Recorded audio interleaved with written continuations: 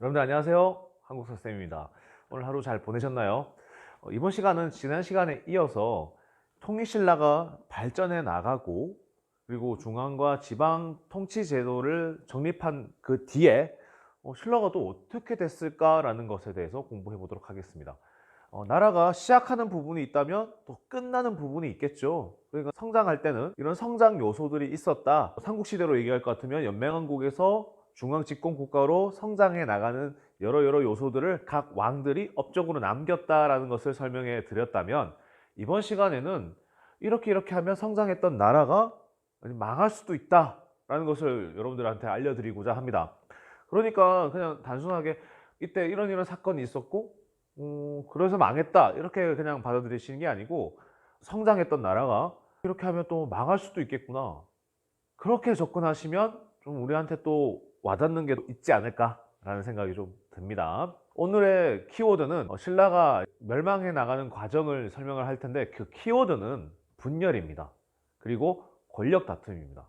그리고 마지막으로 피지배 계층의 움직임입니다. 그래서 이 세 가지를 연결해서 보시면 신라가 이런 과정으로 멸망했고 지금 우리에게 와닿는 부분은 어떤 것이 있겠구나라는 것을 여러분들이 고민해 보실 수가 있겠죠. 그러면 시작해 보도록 하겠습니다. 신라가 삼국 통일을 해 나가는 과정에서 두각을 나타냈던 왕족들이 있었죠. 백제를 멸망시켰던 태종 무열왕, 그 김춘추죠. 그 파트너가 김유신이었습니다. 그리고 두 번째, 통일을 완성했었던 그 아들 문무왕, 그리고 김홈돈의 난을 진압하고 왕권을 강화함과 동시에 신라의 중앙과 지방의 통치 체제를 확립한 왕이 있었죠. 뉴스페이퍼 킹, 뉴스페이퍼 킹, 뉴스페이퍼 킹. 세상이 흉흉하네. 신문왕이었죠. 이 신문왕까지 이렇게 이 세 왕에 대해서 공부를 했었는데, 그 뒤로도 한동안은 모열왕부터 시작했던 그 모열왕계의 왕족들이 왕권을 가져갑니다. 근데 해공왕이 등장하는데요. 이게 잘 안 보이죠? 해공왕이 등장하는데, 이 해공왕에 얽힌 여러 설화들이 좀 있어요. 이 설화들은 쌤이 읽기 자료로 어디다가 링크를 걸어 드릴 테니까 한번 보시기 바랍니다. 이런 해공왕이 여러 귀족들의 난리로 그 사이 틈바구니에서 죽고 말아요. 근데 해공왕이 아들 없이 죽게 됐거든요. 그러다 보니까 모열왕부터 이어져 왔던 모열왕계 왕실이 붕괴되는 겁니다. 그러니까 절대 권력을 차지했었던 그 왕족이 이제 무너지게 되니까 진골이면, 그러니까 귀족이죠. 귀족에서도 이제 가장 최상급에 있는 사람들이죠. 이 사람들이 보기에는 이제는 누구든지 내가 진골이면, 권력을 차지하면 왕이 될 수도 있겠구나, 이 생각을 할 수 있는 거예요. 자, 그 와중에 진골 귀족들이 왕위 쟁탈전을 벌이게 됩니다. 그래서 한 100여 년 동안 수십 명의 왕위를 앉습니다. 그러니까 왕은 수명이 끝나면 이제 왕위가 바뀌는 거잖아요. 근데 수년 동안밖에 왕위를 못했다? 권력 다툼에 의해서 희생당했다라고 보시는 게 더 많을 것 같아요. 그래서 이런 쟁탈전을 벌이게 되고 오히려 왕권이 약화가 되니까 진골 귀족들의 힘이 강해지게 됩니다. 그러니까 진골 귀족들이 오히려 그 밑에 있었던 육두품하고 또 차별성을 두기 위해서 더 육두품들의 진출을 막게 돼요. 그 전에 신문왕까지 업적을 얘기할 때 육두품들이 왕권을 뒷받침하는 배경으로도 작용했잖아요.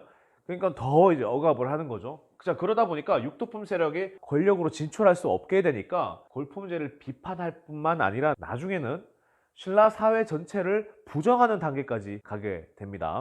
상황이 이렇게 되니까 신라 정부에서도 분명히 대책이 필요했을 겁니다.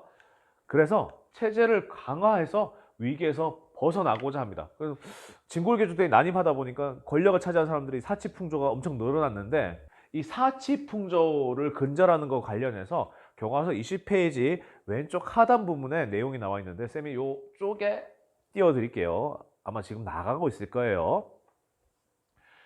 거기다가 위계질서를 확립하기 위해서 오히려 골품제로 차등을 둔 생활 양식으로 규제를 더 강화합니다. 아까 그래서 말씀드렸던 이 부분이 또 나오는 거예요. 그래서 이렇게 했으나 이거는 사실 본질적인 문제를 해결하지 못했겠죠. 그렇다 보니까 사회 혼란이 더욱더 생깁니다.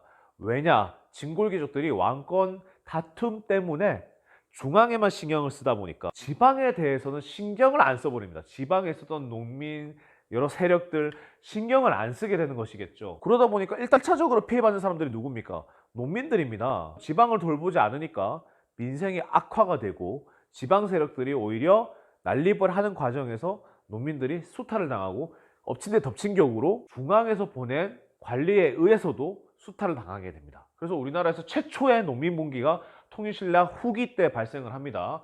여기는 안 적혀 있지만 원종과 에노의 난이라는 난이 발생을 하게 돼요. 그래서 농민분기가 발생하게 되고, 두 번째, 농민분기만 발생한 게 아니고 지방에 있던 여러 세력들이 호족으로 성장하게 됩니다. 지방 호족은 사실 굉장한 키워드예요.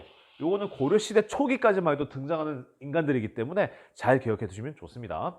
지방의 실질적인 통치를 행사했는데요.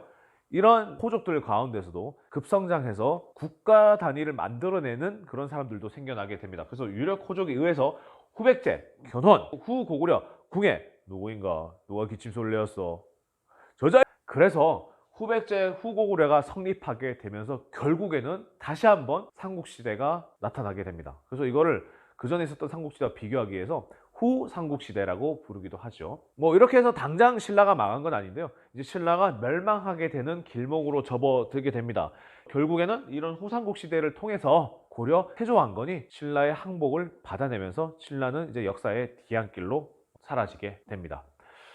이렇게 여러분들이 신라 말의 지배체제 동료를 보시면서 그렇게 성장해 왔던 통일신라가 이렇게 망했구나를 보셨습니다. 일단 중앙에 있었던 지배층의 움직임이 굉장히 중요하다는 걸 아시게 됐죠.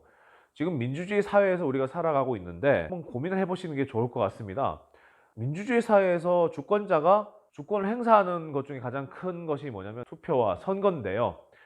그놈이 그놈이야 라고 이렇게 하면서 투표를 마다하거나 정치에 관심을 가지지 않으면 결국에는 이렇게 돼버리는 거예요. 이때 당시에는 농민이 정치에 관심을 가질 수 없는 상황이었기 때문에 이런 상황이었고, 그리고 정치에 관심을 가질 수 없는 상황에서 마음대로 진골귀족들이 정치를 하다 보니까 이렇게 돼버린 거죠. 그리고 중앙 권력을 다툼에만 신경을 썼던 놈들이 정권을 차지하게 되니까 지방에 있었던 농민들의 삶도 급격하게 어려워지게 되는 겁니다. 지금도 마찬가지예요. 아무나 뽑으면 안 되는 거죠. 그러니까 이제 정치에도 여러분들이 관심을 가지게 되고, 특히 이제 고등학생들은 고3 때 생일이 지나면 투표도 할 수 있습니다. 이제 앞으로 정치 쪽에 관심을 좀 가지셔서 여러분들이 생각하는 바대로 후보들을 뽑으시는 그런 경험도 해보셨으면 좋겠어요. 그런 얘기를 하면서 오늘 시간 마치도록 하겠습니다. 여러분들 수고 많으셨습니다. 여러분들 안녕.